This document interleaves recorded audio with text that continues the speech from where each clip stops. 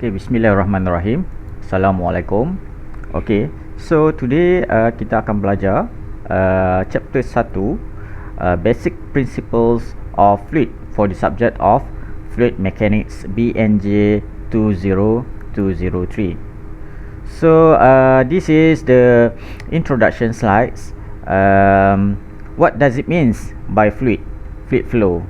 So by definition, fluid flow is often confined by a solid surfaces, kan? Apa maksud dia? Fluid flow is often confined by solid surfaces. Bila kita cakap pasal fluid flow, kan, apa-apa fluid yang bergerak pun dia mesti ada boundary dia, kan? So contohnya dekat tanah lapang pun, so if let's say angin bergerak sini, angin tu kiranya fluid flow lah. Dia akan bergerak melintasi padang lah, contohnya rumput. So this is also can be said as a fluid that is interact with solid surfaces. Different others example, for example, kalau contohnya fluid yang lalu dalam pipes, kan? So dia adalah confined by solid surfaces as well. So banyak jugalah contohnya flow over a vehicle, kan? So bila kita kata fluid flow, it must somehow ada interaction dengan some other solid surfaces, and it is important to understand how the presence of solid surfaces affects the fluid flow, kan? So kalau ada these solid surfaces, how does it affect kita punya the fluid flow, kan? So conditions or shapes of the solid surfaces have a major influence on the fluid flow. Okay, yang tu by definition lah. Hopefully you guys can understand. We will go further as time pass by. Okay, so the first condition that you need to understand, if let's say it is a no slip condition. So what is a no slip condition? A fluid that is in direct contact with a solid sticks to the surface and there is no slip. Contohnya macam ini surface. Bila fluid lalu dekat bahagian sini, dia akan ada contact. So dia akan jadi satu boundary layer. Contoh kat sini kan, dia ada velocity, certain velocity, kan. So kalau kat atas ni velocity dia sama, however dekat surface ni dia no slip. No slip means flow dekat sini dia akan stick to the surface and dia akan create satu boundary layer. That is why we call it something like this lah, kan? Dia uniform approach of velocity on this plate. However dekat surface of the plate, due to the non-slip conditions, the velocity here will be zero. However dengan altitude semakin naik, dia akan balik kepada velocity asal, kan? Kalau kita tengok sini, kan. So this is what we call the boundary layer. Okay, boundary layer yang akan affect the velocity apabila fluid flow tu pass a certain solid surfaces lah. Kalau ini if let's say for plate surface lah. Okay, so actually saya dah terangkan lah what is the boundary layer. Boundary layer is the flow region adjacent to the wall in which the viscous effects and thus the velocity gradients are significant. So this part is actually is called the boundary layers, and this is also due to the viscous effects. Okay, and thus dia ada velocity gradient sikit kat situ sebelum dia jadi constant balik kat atas ni. So boundary layer is actually unit dia, unit length. So daripada zero velocity sampai dia capai velocity asal dia, the height is actually the boundary layer. Okay, and the next one is flow separation. So what is a flow separation? When a fluid is forced to flow over a curved surface such as the backside of a cylinder, the boundary layer may no longer remain attached to the surface and separates from the surface. Ini contoh lah, tak semestinya flow separation, is due to this condition. Yang ni contohnya macam ni lah. This is the sphere, okay, bulat, and then as flow pass kat bahagian belakang, back of the cylinder, dia akan create this flow separation. Okay. Okay, so flow separation ni banyak jugalah. If let's say yang paling mudah lah, if let's say vehicle kita ada macam ni contohnya vehicle lawa kan, kereta saya kan. Okay, so flow dari sini. So as for example, bila the air pass by dekat kawasan roof kereta ni, contoh saya ambil roof kereta kat sini kan, dia akan ada impact, and then the flow akan separate due to this structure, due to geometry of the vehicle itself yang menyebabkan flow separation to occur. So this is the vortex that will occur due to flow separation. So benda-benda yang belakang ni semua actually we call them vortex, vortex yang occur due to flow separation. Okay, so tak apa, in detail kita akan saya akan discuss selepas ni lah. Okay, so bila kita cakap pasal fluid flow ni, kita kena faham few characteristic or classification of fluid lah. Fluid ni kita boleh define dia dari segi pelbagai aspek. Okay, yang pertama adalah dari segi viscous versus inviscid region of flow. Okay, so when two fluid layers move relative to each other, kan dia kata two fluid layers move relative to each other, a friction force develops between them and slower layer try to slow down the faster layer. Contohnya macam sini ada fluid jenis lain, sini ada fluid jenis lain. So this faster moving fluid akan di slow down kan, disebabkan flow yang satu lagi. Itu maksud dia. Okay, ni just nak bagi comparison when two fluids move relative to each other lah. So this internal resistance to flow is quantified by the fluid property, which is viscosity. Okay, which is a measure of internal thickness of the fluid. Okay, so viscosity is caused by the cohesive forces between molecules in liquids and by molecular collision in gases. Kalau in liquids by cohesive forces, okay, if let's say for gases by molecular collision. Sebab fluids ni actually can be defined, dia boleh jadi liquids, dia boleh jadi gases and so on lah, kan. Okay, there is no fluid with zero viscosity. Okay, no fluid with zero viscosity, and thus all fluid flows involve viscous effect. Since there are no fluid with zero viscosity, so semua fluid kita boleh consider akan involve the viscous effects. Okay, flows in which the frictional effects are significant are called viscous flow. Okay, yang ni kena take note. Okay, flows in which frictional effects. Okay, sekejap tak keluar pula. Sekejap. Okay. Oh, terang sangat. Sekejap nak ambil colour elok sikit.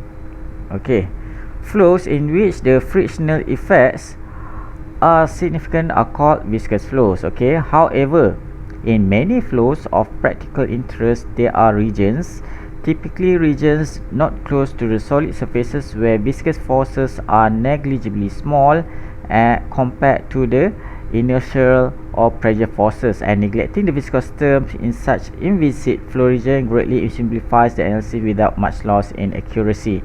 So yang ni ditunjuk contoh yang paling senang lah untuk kita faham what is the viscous region and what is the inviscid region.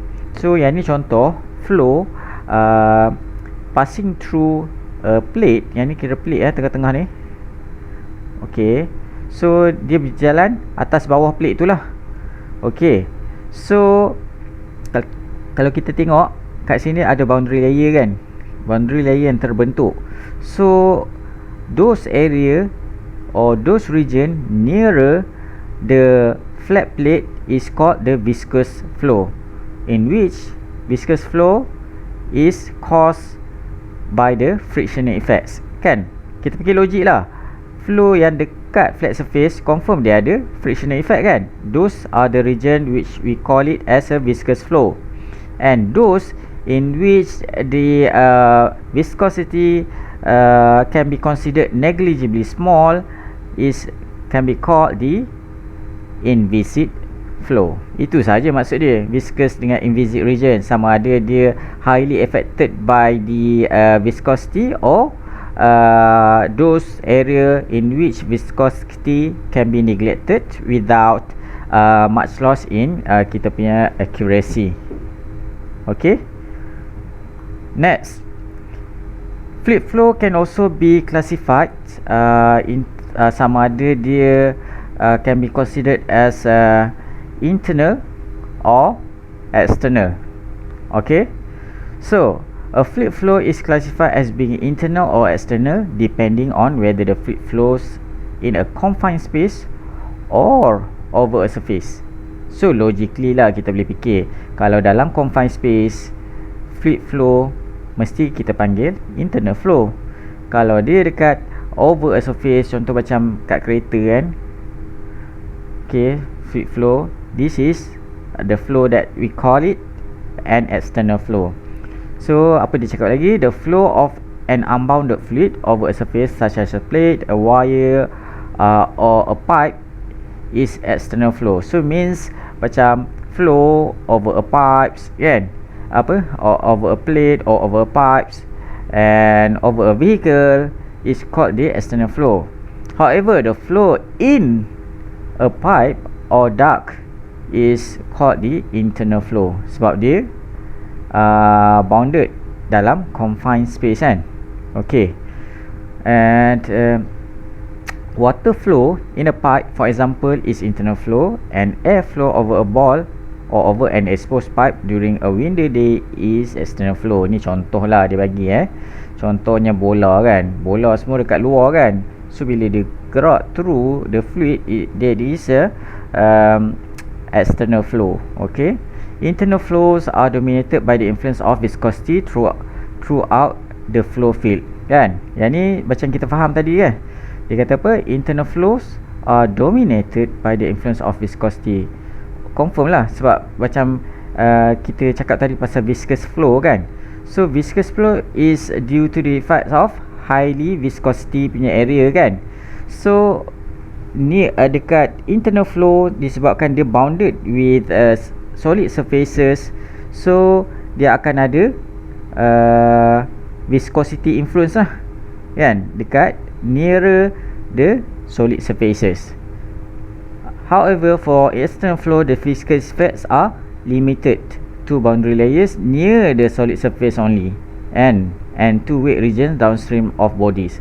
Sebab when we consider an external flow, flow tu hanya affected bila flow tu terkena the solid body sahaja kan. Kalau internal flow sepanjang fluid flow tu dia bounded by the solid surface itself kan.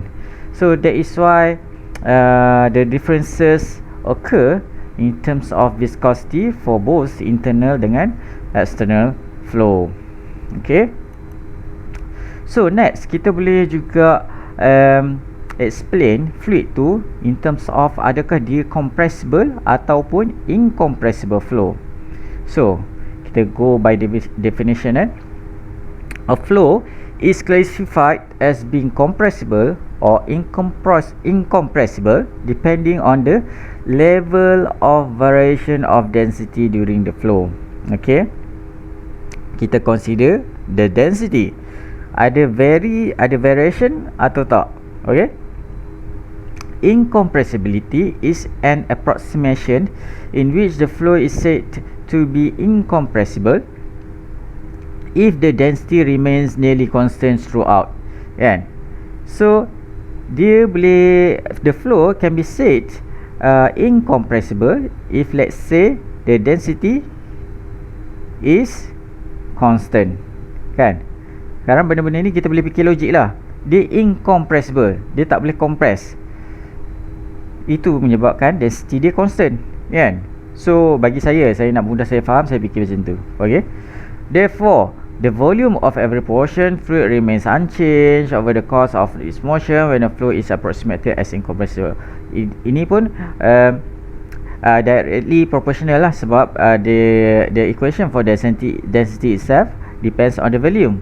So the volume pun remain unchanged lah, since the density is constant. Okay, the densities of liquid are essentially constants, and thus the flow of liquid is typically incompressible. Okay, therefore liquids are usually referred to as an incompressible substances.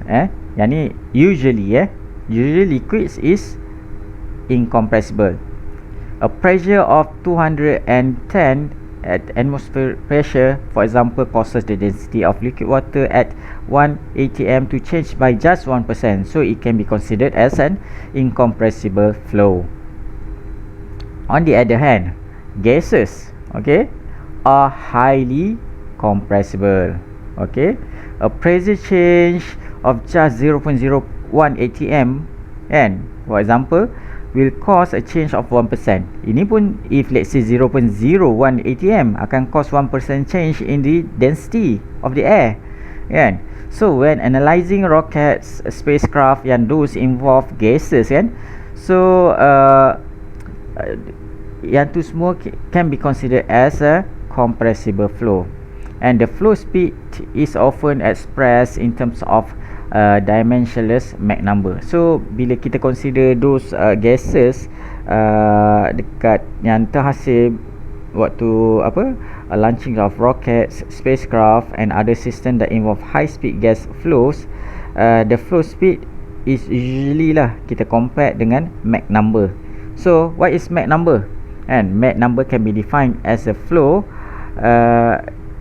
Mach number is the object of speed divided by the speed of sound. So the speed of sound is actually 343 meter per second. And characterization of Mach, and Mach number is that when Mach equals to 1, it can be called a sonic. Okay, sonic flow lah. And if let's say Mach less than 1, it is subsonic, and if let's say Mach is more than 1, it can be called a supersonic.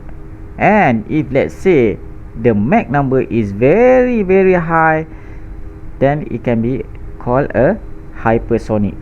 Okay, so there is sonic, subsonic, supersonic and hypersonic. So gas flows can often be approximated as incompressible if the density changes are under 5%. Okay, so kat sini macam kita cakap tadi kan, gases usually are highly compressible, then liquid is highly incompressible. However, for gases, there are certain conditions in which we can consider as incompressible flow, kan? If the density changes are under about 5%, we can consider as the flow as incompressible. Okay, and usually it involve a low velocity of fluid flow. For example, kat sini Mach less than 0.3. Mach, if let's say Mach less than 0.3, the object speed should be around 100 meter per second. Okay, that is why if let's say yang ni kalau korang involve dengan CFD lah, and kita consider if let's say 100 meter per second ni pun sebenarnya laju ni, kan? 100 meter per second kalau tukar ke kilometer per hour dah berapa, kan? Okay, so if let's say kita consider flow past a vehicle moving at vehicle pun usually moving at 100 km per hour, yang tu pun baru berapa meter per second, kan?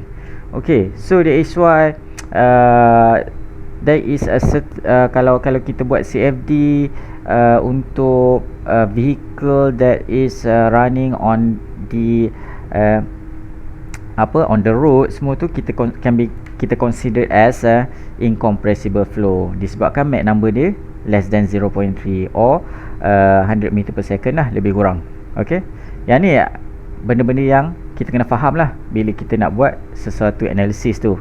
So that is why this is a basic or core knowledge that you need to know when we are talking about different classification of fluid flow. And selain tu, yang ni agak mudah lah. Classification of fluid flow can be classified in terms of does it can be called a laminar or a turbulent or transitional. Okay, transitional is between laminar and turbulent. So by definition, some flows are smooth and orderly while others are rather chaotic. Okay, kan kita boleh nampak fluid flow tu macam contoh angin lah. Angin kadang-kadang kita rasa sepoi-sepoi bahasa, kan. Kadang-kadang kita rasa macam ribut, kan. So yang tu semua ada efek lah.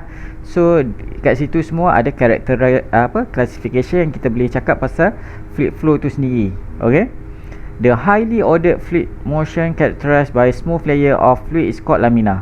Laminar ni, if let's say fluid flow tu macam cantik je dia punya motion. Okay, the word laminar, yang ni tak ada apalah, from movement of adjacent fluid particles together in laminae.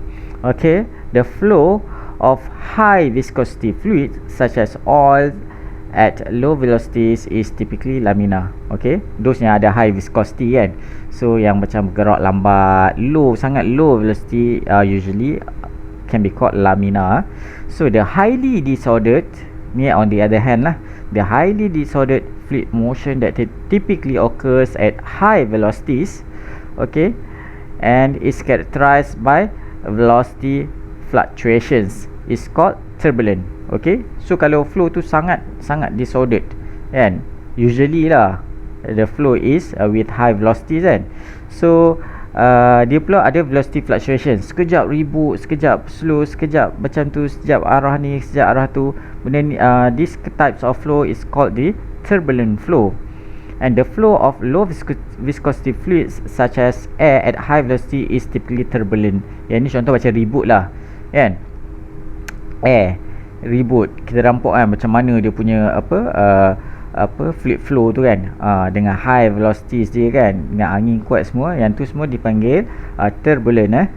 Okay, a flow that alternates between being laminar and turbulent is called those transitional flow. Ini if let's say dia nak kata laminar pun tak, nak kata turbulent pun tak, so it can be considered as a transitional flow. And in order to characterize sama ada dia laminar atau dia turbulent, kita boleh guna Reynolds number. Okay, Reynolds number ni is actually found by Osborne Reynolds in the 1830s, and it is actually can be used as a key parameter in the determination of the flow regimes. Okay, so okay, this is a little bit on the Reynolds number. How do we calculate Reynolds number? Reynolds number can be calculated by using this formula, rho VL over mu. What is rho? Rho is the density of the fluid, of the moving fluid. V is the velocity of the fluid moving and the speed or the velocity. And L is actually the characteristic length or the chord width of an RFI. Yang ni depends lah. If let's say the subject is a vehicle ke, the subject is whatsoever lah, kan. L is actually the characteristic length, depends on the object. Okay, so how about yang bawah ni, mu is actually the dynamic viscosity of the fluid. So kalau kita tengok dekat sini, actually benda ni adalah constant. Constant. Kalau tak silap saya, value dia 5 times 10 to the power of minus 5 something unit dia, saya tak ingat lah. And the constant, if let's say the flow, the fluid flow is an air lah. Alright, so yang ni depends on the fluid type itself. Okay, and also this can be further simplified into VL over yang ni apa orang panggil tak tahu, saya tak ingat lah apa dia panggil. Okay, tapi yang ni lah. Okay, yang ni adalah simplification of benda ni sendiri lah. Disebabkan mu sama dengan this over rho. Okay, so kita ganti mu ni dengan benda ni, dia akan jadi benda ni lah. Okay, alright. No, silap, saya terbalik. Ini is actually mu over rho, kan? Bila kita ganti, that is why kita akan dapat macam ni lah. Okay. Okay, so classification of flow, that is if let's say we refer to Reynolds number, usually if Reynolds number less than 2000, it can be considered a laminar flow. However, if Reynolds number is more than 4000, the flow can be considered as a turbulent. Okay, so Reynolds number in between these numbers can be considered as a transition flow. Okay, yang ni sebagai macam mana kita cakap, kita boleh cakap sebagai dia punya perantara lah. Tak semestinya less than 2000 is a laminar, tak semestinya more than 4000 is turbulent. So benda ni kita boleh guna as a guideline sahaja. It depends on cases. So the characteristic of laminar, it has a very smooth, steady and move in orderly manner. Macam kita nampak kat sini kan, flow dalam pipes ni kan, very smooth, very steady and it move in an orderly manner. And the fluid molecule itself is moving in a straight line. However, for a turbulent flow, kita nampak kan, the flow is move in not in orderly manner kan. Alright, it is disorganized and so on lah. Kita boleh nampak kan, dia tak macam this laminar flow. Okay, and now we continue with another classification of fluid flow, in which can be divided sama ada the flow is a natural or a forced flow. A natural flow is also can be considered as an unforced flow versus the forced flow. Okay, what is the differences between these two? So by definition, a fluid flow is said to be natural or forced depending on how the fluid motion is initiated, kan? So maksud dia, macam mana the flow tu initiate will determine sama ada satu-satu flow tu boleh dikatakan natural ataupun forced. Okay, alright. So in a forced flow, a fluid is forced to flow over a surface or in a pipe by external means such as pump or a fan. Dia tak natural lah maksud dia.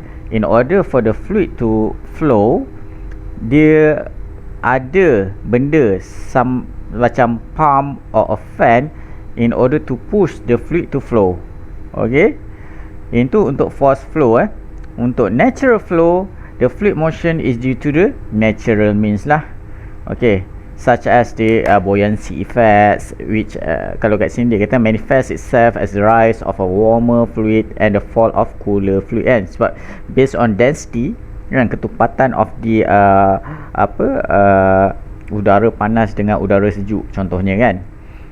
Those warmer fluid, it is much lighter because it is less dense, so it will rise on the top area as compared to those which are much cooler fluid which has more dense yang akan berada di bahagian bawah. Okey, ni kalau kita tengok ni contoh lah, contoh seorang perempuan ni dalam swimsuit, kan. So the rise of a lighter warmer air dapat dilihat naik ke atas, dan yang akan turun ke bawah adalah those yang blue color, in which those much cooler fluids which are more dense.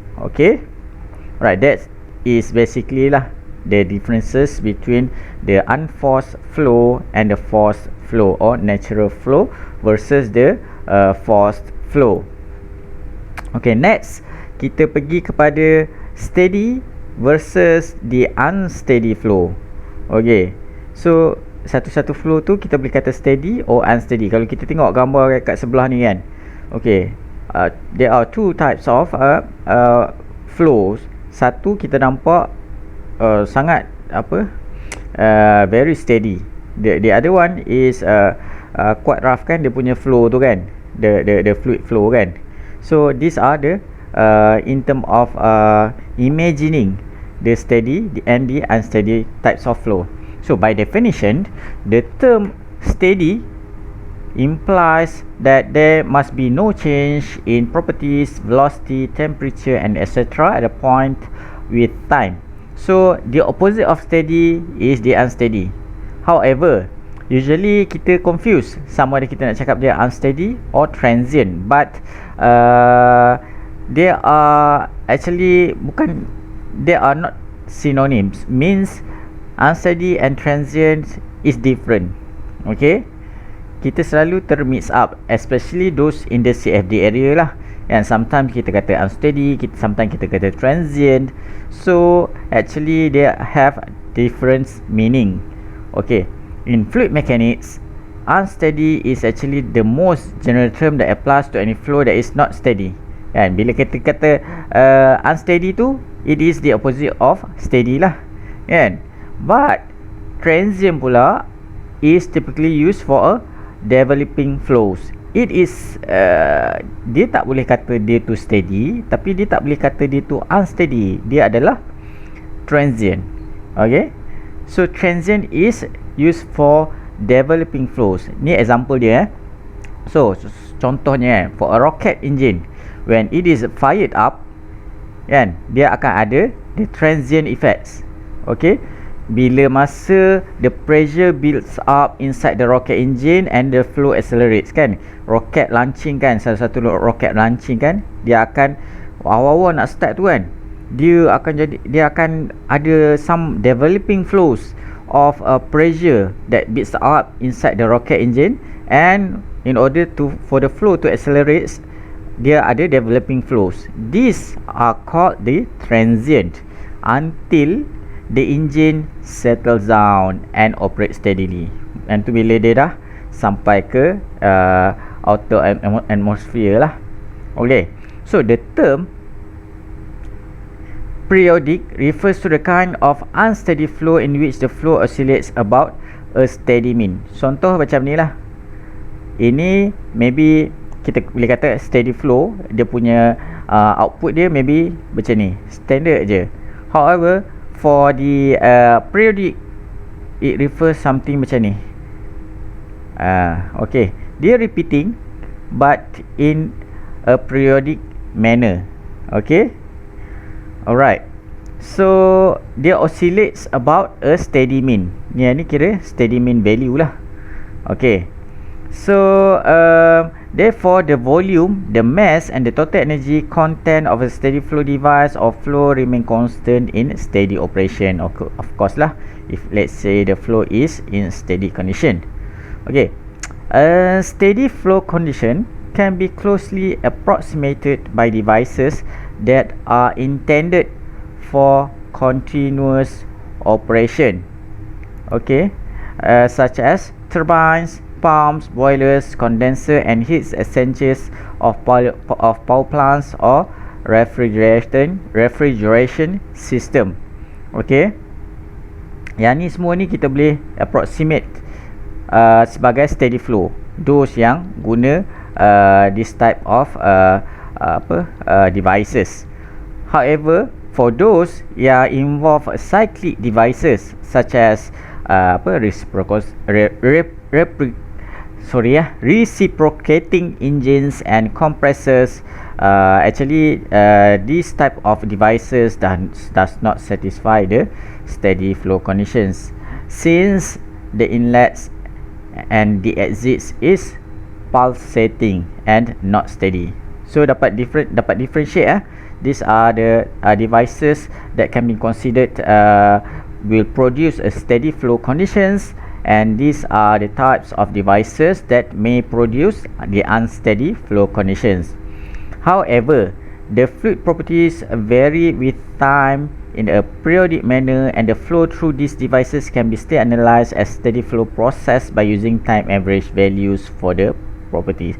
So in these statements, what does it means is that actually dalam satu-satu analisis tu, kalau yang ni bila kita go through betul-betul punya CFD kita boleh buat assumption, even though those flow is considered unsteady, but due to certain condition kita boleh buat assumption that the flow is steady, since the fluid properties that vary with time, okay, is periodic in manner. So this is bila kita cakap periodic ni, dia penting lah.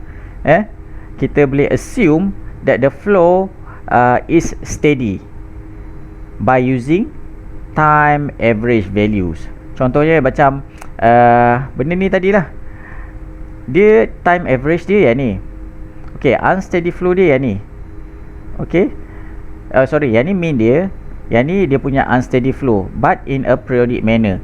But since the assumption that we are going to use is that the unsteady pattern is in a periodic manner, kita boleh consider in time average this all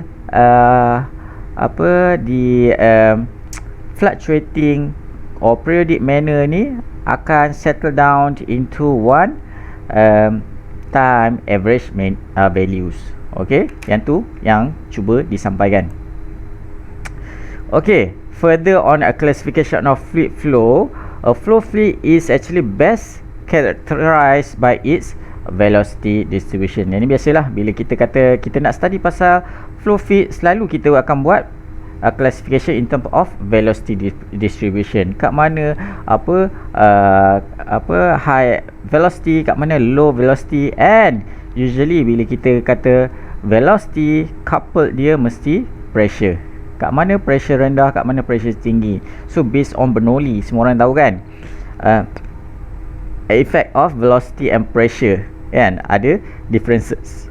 Okay, so kalau kita tengok contoh racing car ni, kan, dia have this streamline ni yang flow yang bergerak menghala ke kereta ni. Selalunya streamline ni kita akan characterized by velocity distribution, and those on the object surfaces kita akan replace by the pressure distribution. Okay, yang ni we will go deeper lah for those who really enjoyed doing the CFD. Okay, a flow is said to be 1, 2 or 3 dimensional if the flow velocity varies in 1, 2 or 3 dimensions respectively. Ini bergantung pada cases lah. Ada cases yang mana kita boleh consider the flow as a one dimensional punya cases, or 2 or 3. Okay, however, the variation of velocity in certain direction can be small relative to the variation in other direction and can be ignored. Yang ni yang menyebabkan kadang-kadang daripada 3-dimensional flow kepada 2-dimensional, daripada 2 kepada 1-dimensional flow, sebab variations in velocity tu berubah-ubah. Contohnya lah, kalau kita tengok dekat sini kan, the flow is actually quite disturbed kan by the appearance of the racing car, and thus kita boleh consider yang ni sebagai 3D flow lah. Okay, however, kita tengok contoh ni flow in pipes. Dia start inlet dari sini outlet. Okay, the development of the velocity profile in a circular pipe, V bergantung pada R dan Z. R ni adalah paksi Y dia, Z dia adalah paksi x dia yang ni.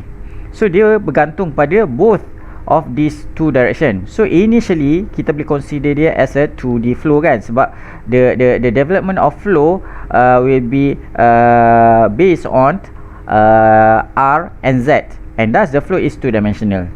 And in the entrance region, okay, in the entrance maksudnya area-area sini lah, okay. And however, it will becomes one dimensional downstream when the velocity profile fully develops and remains unchanged in the flow direction. Means that kalau kita tengok awal-awal kan, dia punya flow boundary layer is something like this, something like this, something like this, something like this, something like this. But up until here, yang ni dengan kat sini, maksud dia bentuk dia dah constant kan. So dari segi perubahan in terms of Z axis kita dah tak nampak apa-apa dah kan, sama dah. So dia hanya ada perubahan dari segi R. So maksud dia R daripada 0 sampai contoh sin 1 dia ada berubah. Okay, daripada Z dia masih sama je, maintain macam tu. That is why it is actually berubah daripada 2D kepada 1D kan. Kalau kat sini kita nampak sini Z dia value, certain value, sini Z dia bertambah, lagi bertambah, lagi bertambah, lagi bertambah. Tapi sini ke sini dah sama. Tapi in term of R dia berubah-ubah kan, daripada atas ke bawah, atas ke bawah kan. So at every stages in R direction, the value of velocity magnitude is different. That is why kita consider the flow in pipes is turning from two-dimensional flow kepada one-dimensional flow.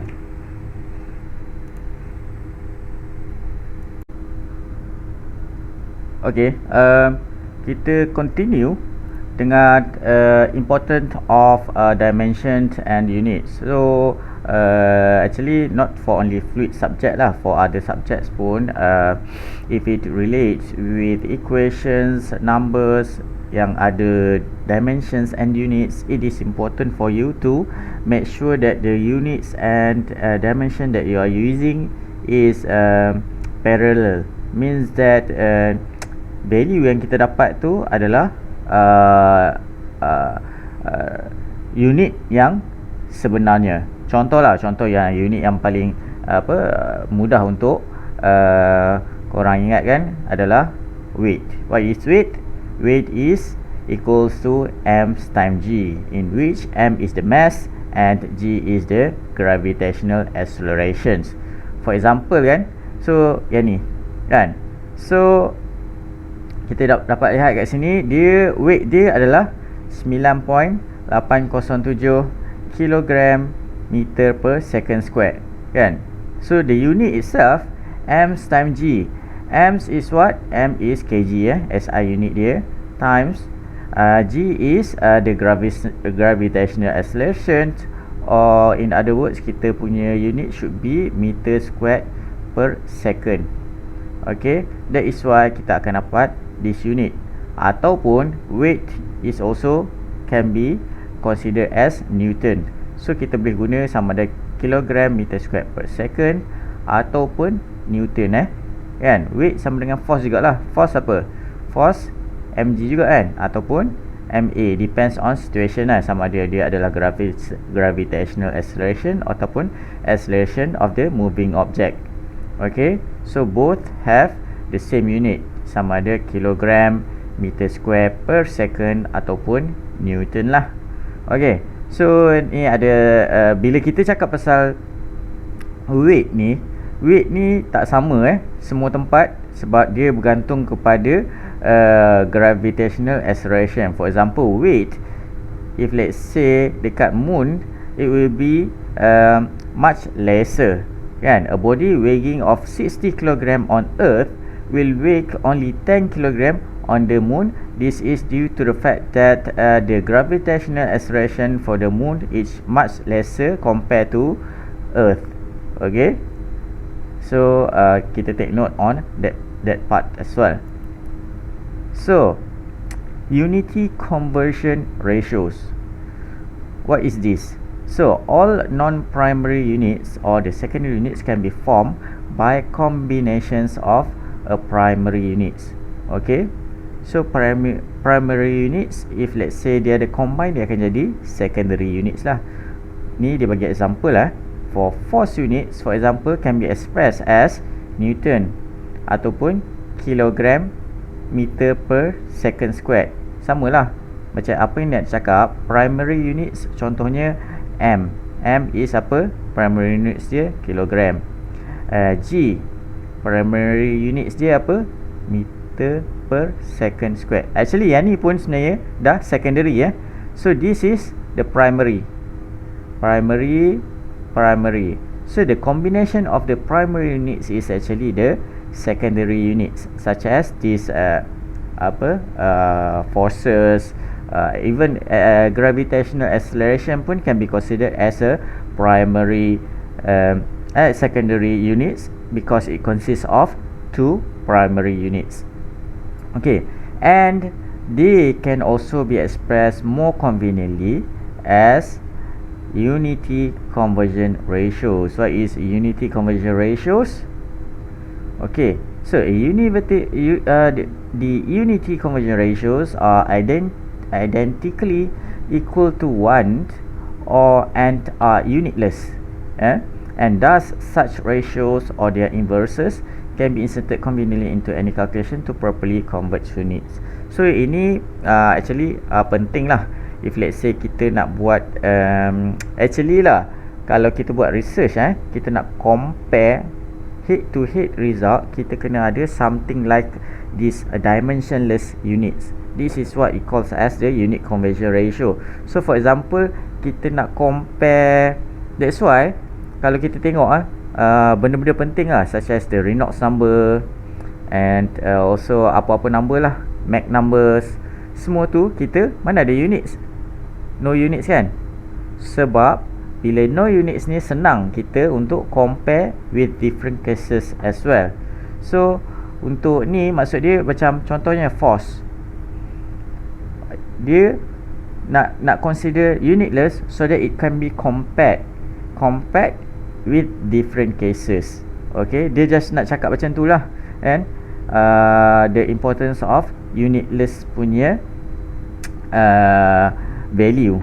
Okay, alright, tak apa, yang ni maybe tak berapa nampak lagi. Later on kita akan go through lah if let's say ada example yang berkaitan.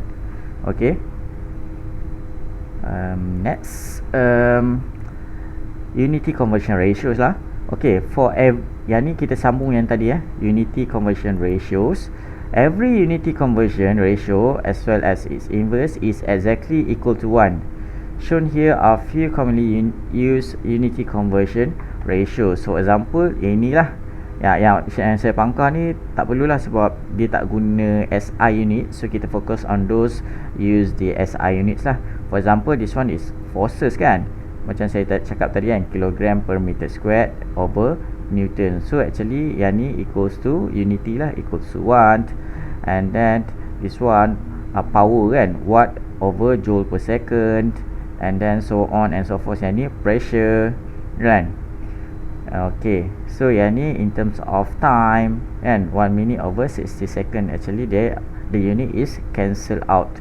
So every term in an equation must have the same units untuk unity conversion ratios. So kita kena always check the units in the calculation if let's say kita nak convert to unity ratios. Okay, so next kita pergi kepada fluid properties. So fluid properties ni ada banyak and salah satunya in terms of density lah. Okay, so density, how what is the equation for the density? Density equals to mass over volume, and the unit should be kilogram per meter cube lah. Okay, so this one just ignore because they are not using the SI units. So the density for fluid are different. Okay, so kalau kita tengok dekat sini, kita fokus on kilogram per meter cube kan. Pure water should be around 1000 kilogram per meter cube, and sea water is more compared to the pure water, and so on and so forth. As we can see here, the density is different between different fluids. Okay, so this table is important. Let's say if the questions related to a certain fluid, the density can be referred to this table. Okay, alright. Next is the specific volume. Okay, specific volume, jangan confuse bila kita kata volume, volume is capital V, V besar. And then when we say about specific volume is V kecil V kecil equals to 1 over rho. And specific volumes usually kita anggap the mass, and the volume itself is the volume is mass over density. Okay, this one.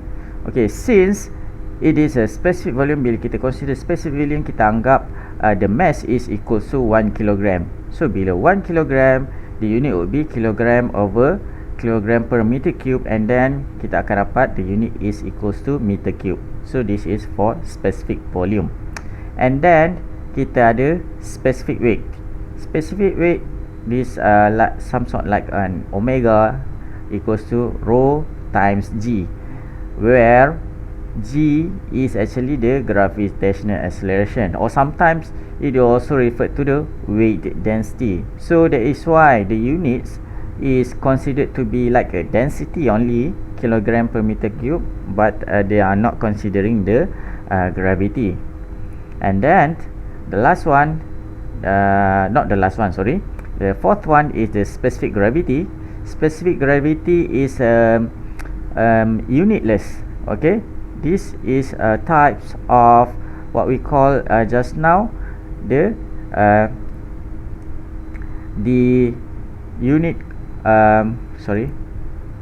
the unity conversion ratios, and this unity conversion ratios, which is dimensionless, is this one lah, specific gravity, salah satu contoh dia, in which the specific gravity is simply the ratio of the specific weight of a given liquid to the specific weight of water at 4 degrees Celsius.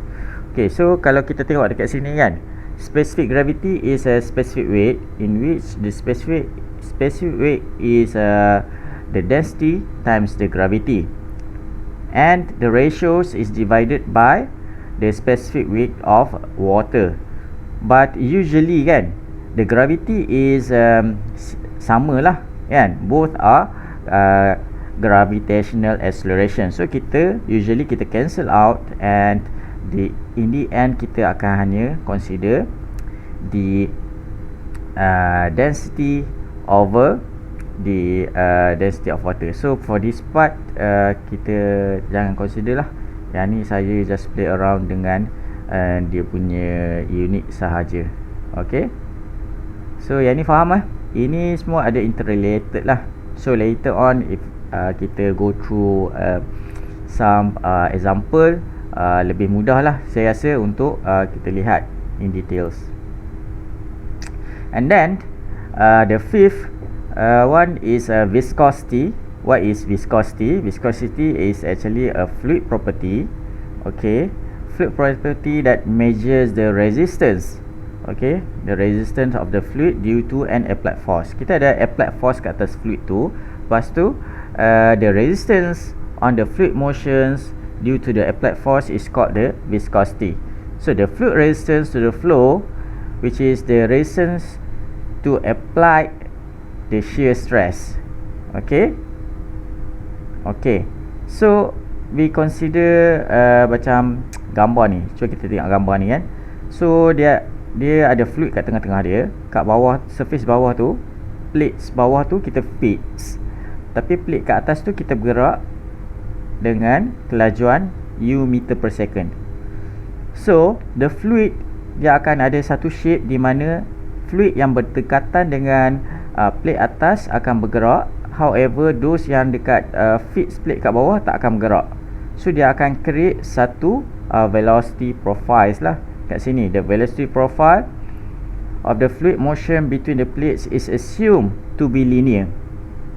Okay, ianya linear and is given by U equals to U times y over h. Y over h ni adalah dia punya ketinggian lah.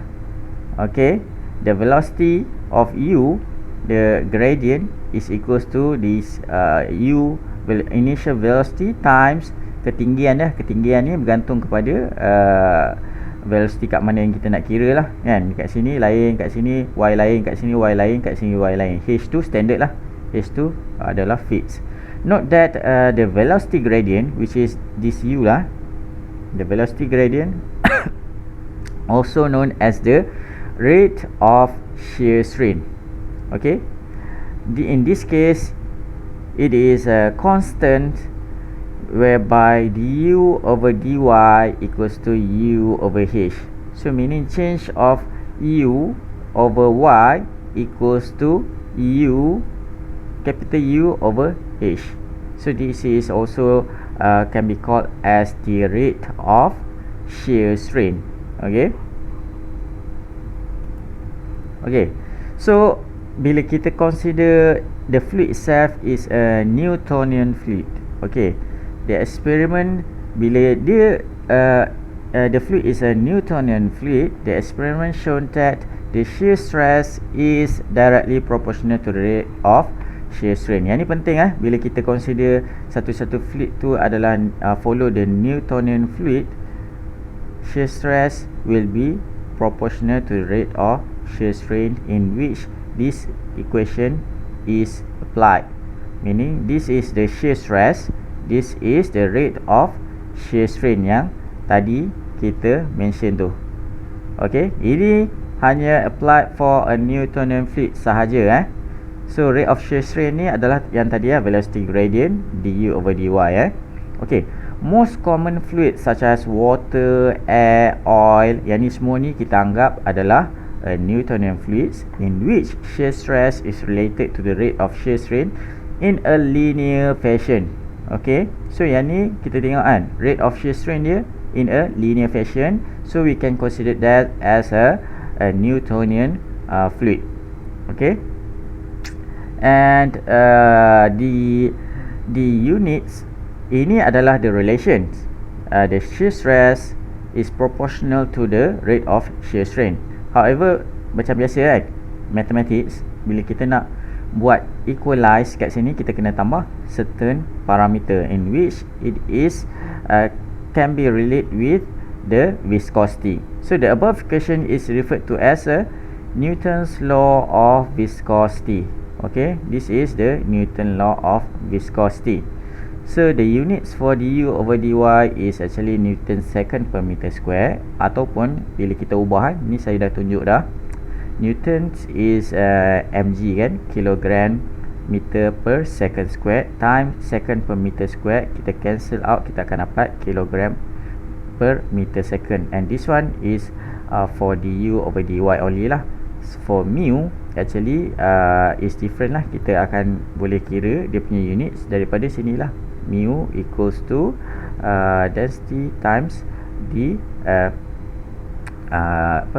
specific viscosity. Okay, so the proportionality constant yang kita add dalam Newton's law of viscosity ni, tau equals to mu times rate of shear strain. This is called the proportional constants, or sometimes also called as absolute viscosity or dynamic viscosity, or just simply a viscosity. Okay, and its unit is Newton second per meter square. Okay, Newton second per meter square, which is this one lah. Untuk ini sorry tadi saya tersilap. Actually this is the unit for this one. Okay, when we considered du over dy, so kalau tak silap yang ni akan jadi kilogram per meter second square. Yang ni kita akan double check lah later on. Okay, du over dy, tapi boleh je nak kira dekat sini. Saya try So du over dy adalah sama juga dengan u over h lah kan. Okay, yang ni. Okay, so u is, what is u? Unit dia velocity is meter per second times h apa? H adalah meter lah kan. So the unit should be 1 over second. Okay, so kat sini kita tahu the viscosity is kilogram per meter second. So banyak sangat, saya conteng kat sini pula. Kilogram per meter second times 1 per second. So in the end tau equals to kilogram per meter second square. So yang ni is the unit lah. Okay, so the unit is basically you can play around bila kita dah tahulah nilai dia. So actually korang tak perlu nak menghafal the units. The units is important, but you don't need to memorize.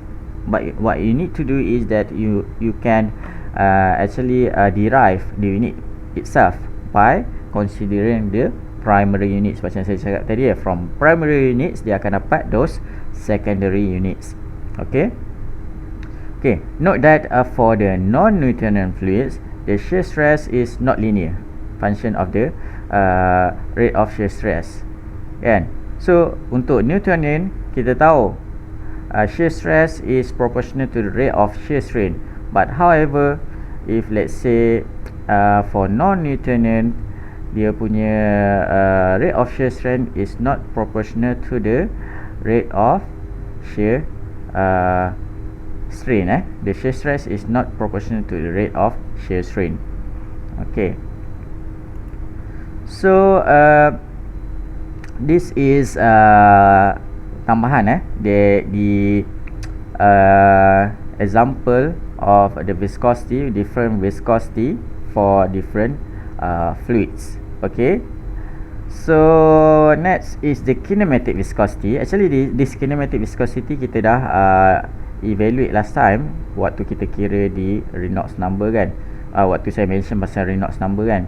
Reynolds number is actually the equation is density times the velocity times the characteristic length over the viscosity, and somehow it can be related to the kinematic viscosity when we replace this equation into this.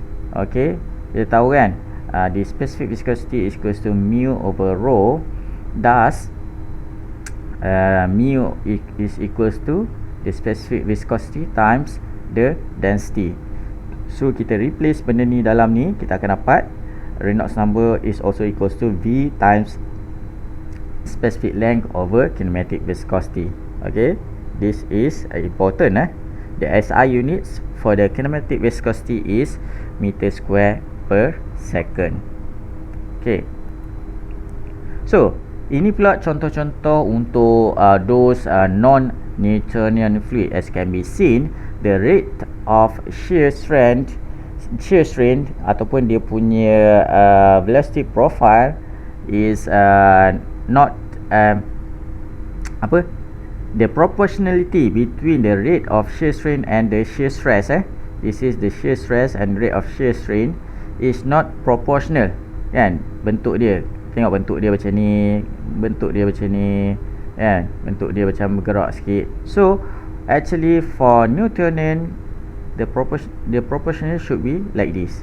So yang selainnya adalah a non-Newtonian fluid. Okay, yang ni just saja nak tunjuk perbezaan lah in terms of graph for non-Newtonian fluid. So next kita pergi example. Okay, ini example lah. There is a very long plate that is moved over the lower plate on a layer of fluid as illustrated in figure. Okay, a linear velocity distribution is assumed for a small gap d. Okay, actually this one should be h. Mana ada d kat sini, semua ni h. Okay, the viscosity which is mu is equals to 0.95 gram per meter second. Okay, and the specific gravity which is Sg, kalau korang ingat lagi equals to rho over rho water. Kalau tak ada g kan, so yang mana g tu kita cancel out, is 0.88. So the question asks to determine the kinematic viscosity. Okay, ingat lagi tak what is kinematic viscosity? Kinematic viscosity is this one lah. Okay, the shear stress of the upper and lower plate. The shear stress is yang ni lah, this tau. Okay, and the direction of each shear stress. So given that the height or the small gap is equals to 0.3 millimeter, and the velocity is equals to 0.3 meter per second. Okay, so how do we calculate the kinematic viscosity? Firstly, kita tahu the equations given for Newtonian fluid is proportionality of shear stress and shear strength with the relation with viscosity dekat sini kan. Okay, yang ni assumption lah, the linear velocity is distribution and constant and steady flow, and also the fluid is Newtonian fluid lah. Alright, that's why kita boleh guna rumus ni. So, to calculate the kinematic viscosity equals to mu over rho. Okay, yang ni yang seperti yang saya tunjuk sebelum ni. So, mu is given. Kan? Mu is given, but the rho is not given. Okay? But what is given is actually the specific gravity. Okay, kita tahu kan, the value of specific gravity is actually Sg is actually this over this water, and then equals to juga rho g over rho water times g, in which g is cancelled out. So Sg in the equation is given by 0.88. So kita tahu kita nak cari A ni sekarang kan. So rho equals to Sg times rho of water. Sg is given by 0.88 times density of water. Density of water actually can be approximated as 1000 kg per meter cube almost. So dekat jawapan ni kita guna 1000 terus. Okay, so that is why kita dapat the mu is given mu, the viscosity is 0.65 gram per meter second. So since it is not in SI unit, kita kena convert dululah 0.95 bahagi 1000 supaya kita boleh tukar kepada kilogram per meter second, and then yang on di bahagian bawah kita boleh buat 0.88 kali 1000. Okay, in the end kita akan dapat the value of kinematic viscosity equals to 7.4 times 10 to the power of minus 7 meter squared per second. Okay, alright, next question is to calculate the shear stress on the upper plate. Okay, so kita tahu by these equations the shear stress at the upper side is equals to mu over du over dy, in which y equals to the height of the channel itself lah. Okay, which is h not b h. Alright, so kita tengok dulu bahagian dalam. Since mu kita dah ada kan nilai dia, so kita kena kira du over dy. Du over dy is also change in the velocity over the change in the height. Okay, so dekat upper plate u dia is the value of u lah, yang plate bergerak tu kan. Okay, this u lah equals to 0.3 meter per second, and yang bawah ni over b minus 0, maksud dia daripada sini h minus 0 lah ketinggian dia. Okay, that's why in the end kita akan dapat u over b ataupun u over h lah. Okay, u is equals to 0.3 meter per second and h equals to 0.3 mm. Okay, alright, so since this one is not in SI, sebab milimeter kan, sebab maybe kecil je the gap tu, dia kita kena convert kepada meter, and then kita cancel out all the units, kita akan dapat 1000 per second as the units. Okay, so kita dah dapat dalam, lepas tu kita replace, kita akan dapat the shear stress at the upper plate. Okay, so sama je lah, 0.65 gram per meter second times, sorry yang ni dah kilogram sebab kita dah convert tadi. Okay, kita dah convert tadi no, kita tak convert lagi sebab yang 0.65 is gram per meter second. Okay, sorry. Okay, alamak. Okay, times 1000 per second, and then kita lepas tu kita akan dapat 0.65 kilogram per meter second. So yang ni kita dah convert semula lah. So basically satu, korang kena tahu pasal unit conversion. Satu lagi pasal yalah pasal unit conversion lah basically. And macam mana kita nak make sure everything must be in SI kan, gram to kilogram, for example millimeter to meter. Benda-benda ni semua akan effect So kalau kita tak apa betul dari awal-awal, benda ni semua akan effect the value that we get.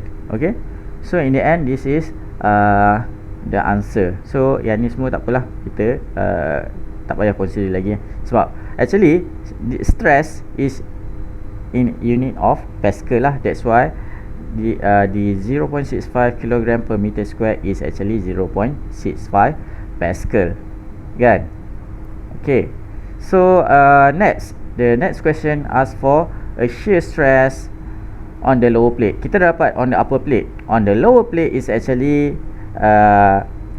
in the different direction from the upper plate. So if let's say the upper plate is 0.65 kg per meter second squared, the lower plate, the shear stress should be the minus tau of the upper one. Okay, so dia punya condition is terbalik macam tu je.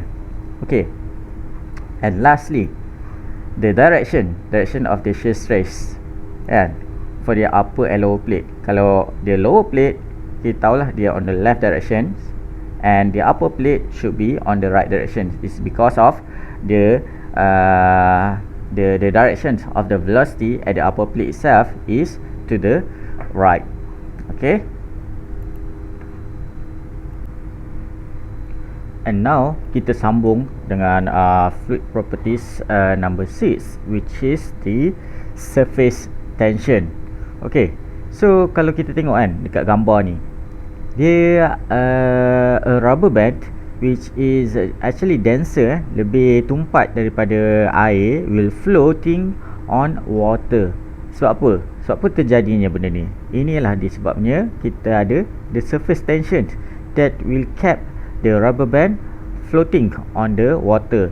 The weight of the rubber band is balanced by the force created by the surface tension of the water and the buoyancy force. So kalau kita tengok dekat sini kan, this is the rubber band, and then dia ada buoyancy force, there is surface tension that will helps the rubber band to balance the weight of the rubber band itself to be, in order for the rubber band to be floating on the water.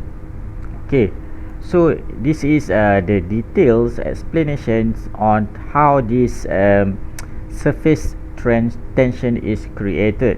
Okay, so actually kita go through yang bahagian kiri ni dulu. So okay, so this diagram shows the cohesive forces on molecules of a liquid. Yang ni contohnya, yang ni adalah one part of the air yang ada dalam satu bikar lah. And due to the cohesive forces, a molecule is pulled equally in every direction by neighboring liquid molecules. Okay, resulting in a net force zero. So maksud dia kalau dekat sini net force dia semua zero.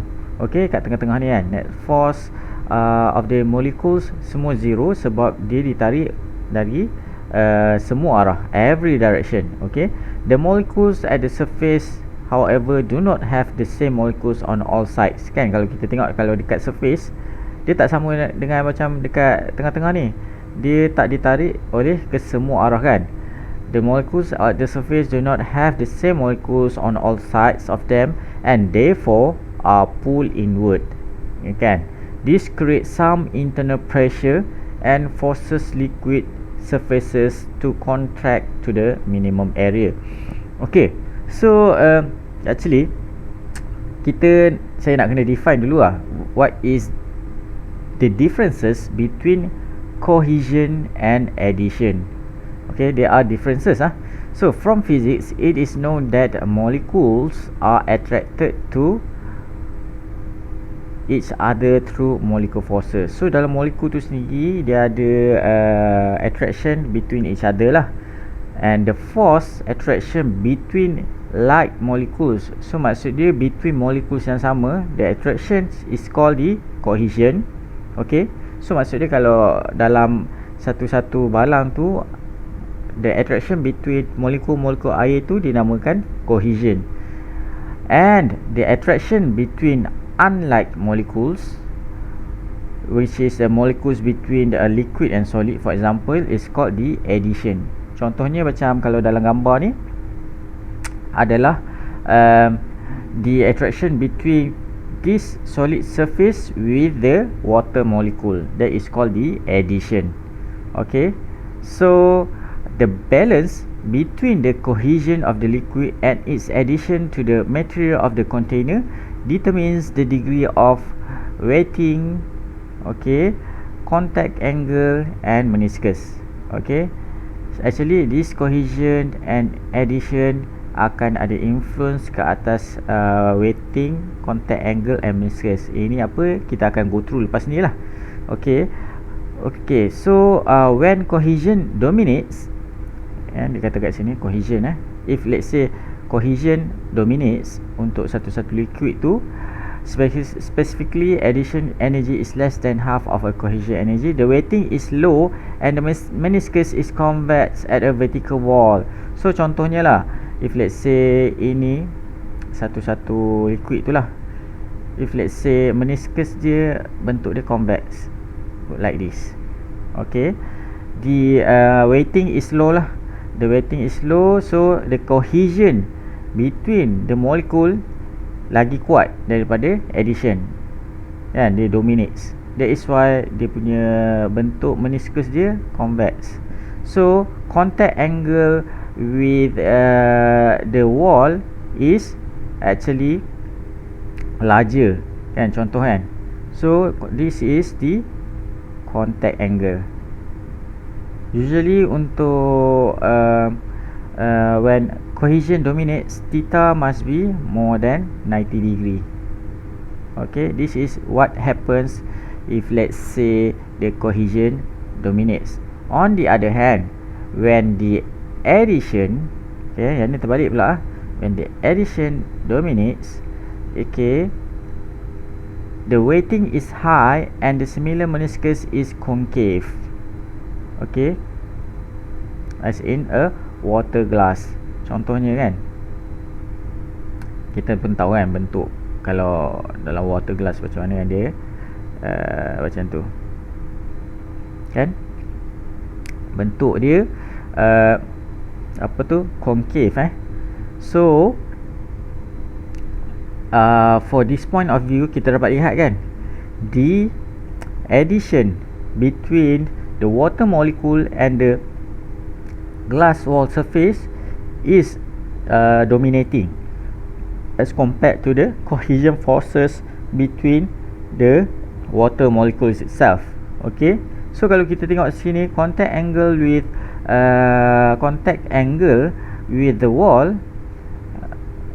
is actually less than 90 degree. Okay, these are the differences if let's say the different liquids in the beaker or container lah. Okay, so yang ni apa lagi dia cakap, the closely spaced molecules in liquids have strong cohesive forces. Free droplets tend to form sphere. Of course, the force exerted on the liquid surface per unit length is referred to the surface tension and is denoted by sigma. So this sigma is actually the symbol if you like to relate with surface tension. Okay, alright. So actually the value of surface tensions depends on the temperature. this is for example, this is the surface tension of water in contact with air as a function of the temperature. As we can see, as the temperature increases, the value of the surface tension is lesser. Okay, so means that if let's say kita letak satu barang tu kan at a certain temperature, if let's say barang tu surface tension contoh at 30 degree, the value of surface tension is 0.0712 kan, dia ada surface tension.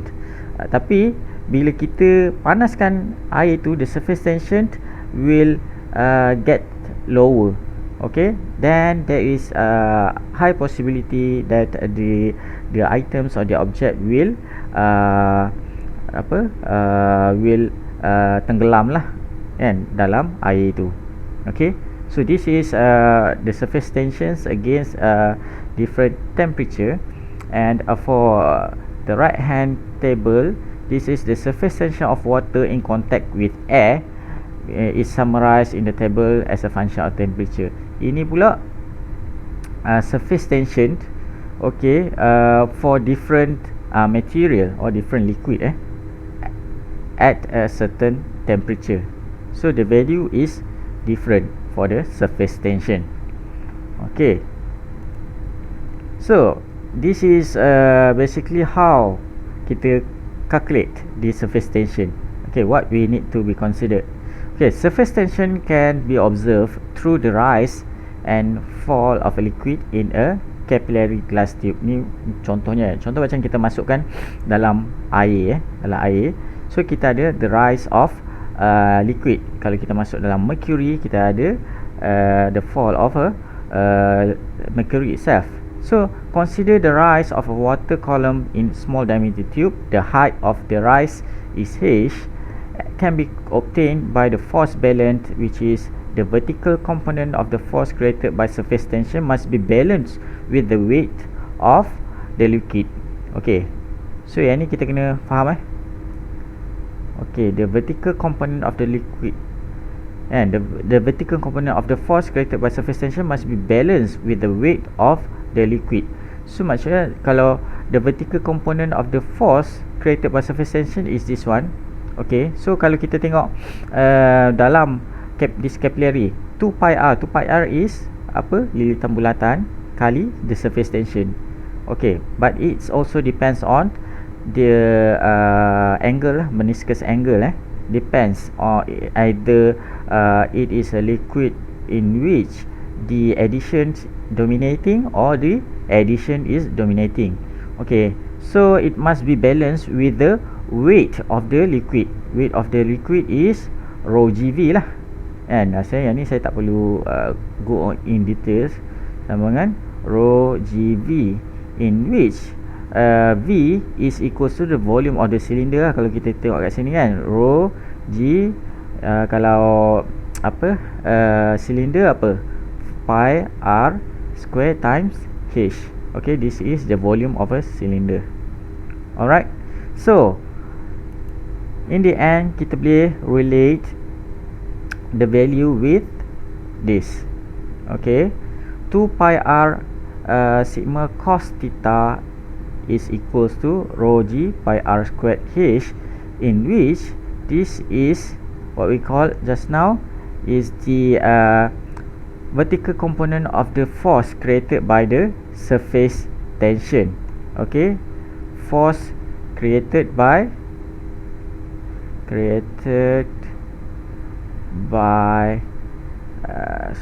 surface tension must be balanced with what is this just now, weight of the liquid column kan, weight, in which for example if let's say the question asks on how is the rise and fall of a liquid in the capillary tube, we need to rearrange the equation so that we can find the value of h. And theta yang ni macam saya cakap tadi is actually the contact angle or wetting angle, and sigma is the surface tension. Yang ni kena tahulah what is theta and also what is sigma. Okay, so For wetting liquids, theta is less than 90 degree, and for non-wetting theta is greater than 90 degree. Yang ni pun saya dah mention tadi kan, dekat area sini lah kan. Theta is more than 90 degree for cohesion dominates liquid, and also theta is less than 90 degree if let's say the addition is dominating. Okay. Alright. So for example kat sini the contact angle is 0 for water with a clean glass. Okay, the clean glass whereas the contact angle is 130 degree for mercury. Kan? Contoh mercury kan, mercury bentuk dia memang macam ni kan. Macam ni kan. Okay, so kalau kita tengok sini, the theta should be more than 90 degree. That is why dia kata this statement. Okay. Alright. Okay, so I think it's better kita try one of the questions lah. So given that 1.2 mm diameter tube is inserted into an unknown liquid. Okay, for example like this one lah kot. Okay, kita consider macam tu. Kita letak satu tube lah. Okay, so kita ada this is the liquid, and then 1.2 mm diameter. So yang ni diameter dia adalah 1.2 mm. Okay, inserted with that liquid with density equals to 960 kg per meter cube, and it is observed that the liquid rises 5 mm in tube. Rises kita tahulah kat atas kan, si kat atas, somewhere dekat atas, and making contact angle of 15 degree Celsius. If let's say macam tu, maksud dia addition dominated lah, so dia mesti macam tu. So the angle should be, this one should be theta equals to 15 degree. Okay, and liquid rises, so maksud the value of H dia naik kat sini should be berapa tadi, 5 mm. Okay, determine the surface tension of the liquid. The question is very straightforward basically, so kita kena guna this equation sahaja untuk find the surface tension. Okay, so how do we solve it? Okay, so kita tahu apa 2 pi r theta, sorry, not r theta, r surface tension. R surface tension cos theta equals to rho g pi r squared h. Okay, so kita nak tahu yang ni kan. So sigma or surface tension should be rho g pi r squared h over, kita bawa yang lain semua ke sebelah kanan, 2 pi r cos theta, and then kita try to simplify. Okay, simplify apa patut, lepas tu should give rho g r h over 2 cos theta. Okay, sama tak? Okay, sama.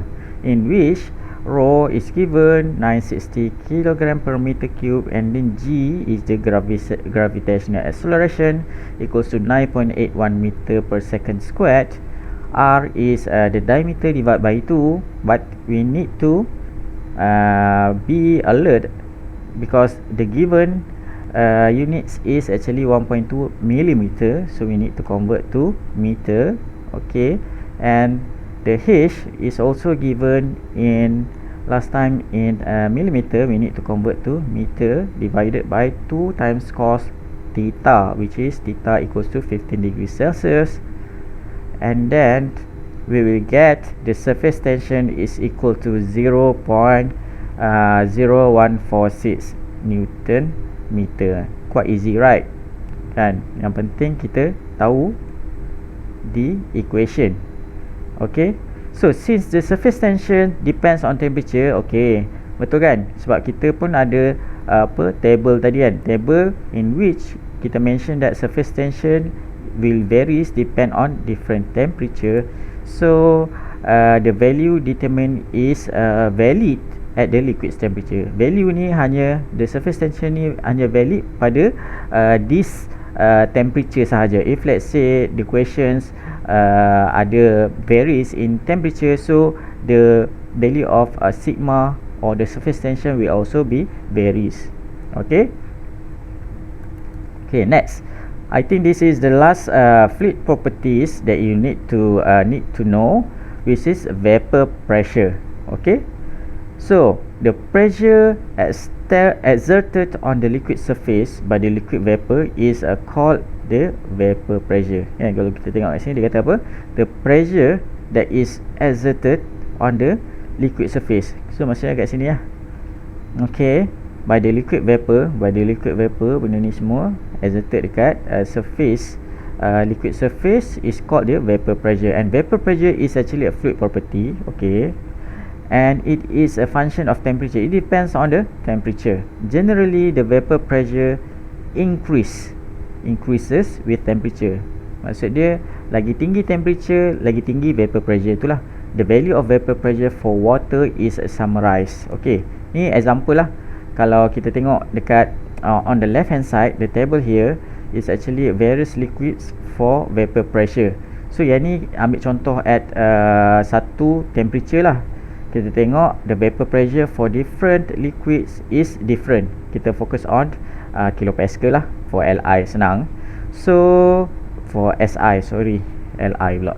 So on the right hand side, the table here shows the water vapor pressure. Okay, for water with a different temperature. Yang ni yang dia nyatakan tadi. The vapor pressure will increase as the temperature increases.